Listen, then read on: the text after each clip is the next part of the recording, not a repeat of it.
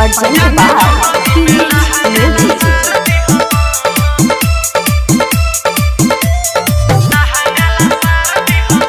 अभी आप सुन रहे हैं म्यूजिक की शानदार प्रस्तुति। जाने जोगनी में लहंगला सार दी हसन, जाने जोगनी में लहंगला सार दी हसन, जाने जोगनी में लहंगला सार दी हसन। गोला घाट के लइका गोला घाट के लइका मुँह मार ली हसन, मार ली हसन। जाने जोगनी में लहंगला सार दी हसन, जाने जोगनी में लहंगला सार दी हसन।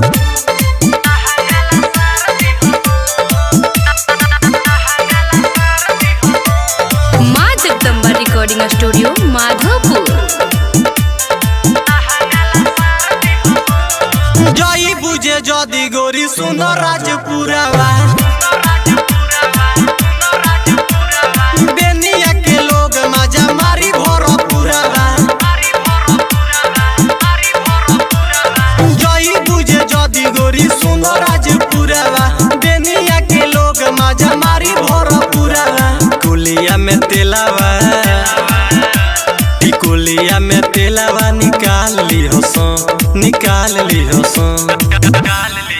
ये जाने जोगनी में लहंगला सार दी हसन, जाने जोगनी में लहंगला सार दी हसन। जाने जोगनी में लहंगला सार दी हसन।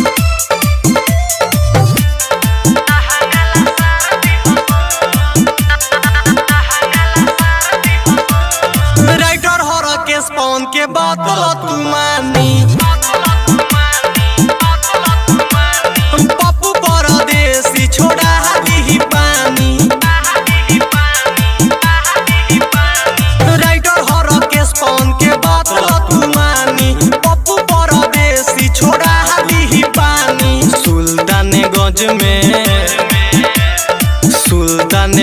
में सुता के ली हसन, सुता के ली हसन। ये जाने जोगनी में लहंगला सार दी हसन, जाने जोगनी में लहंगला सार दी हसन। गोला घाट के लइका गोला घाट के लइका मुँह मार ली हसन, मार ली हसन। ये जाने जोगनी में लहंगला सार दी हसन, जाने जोगनी में लहंगला सार दी हसन। माँ जगदम्बा रिकॉर्डिंग स्टूडियो माधोपुर।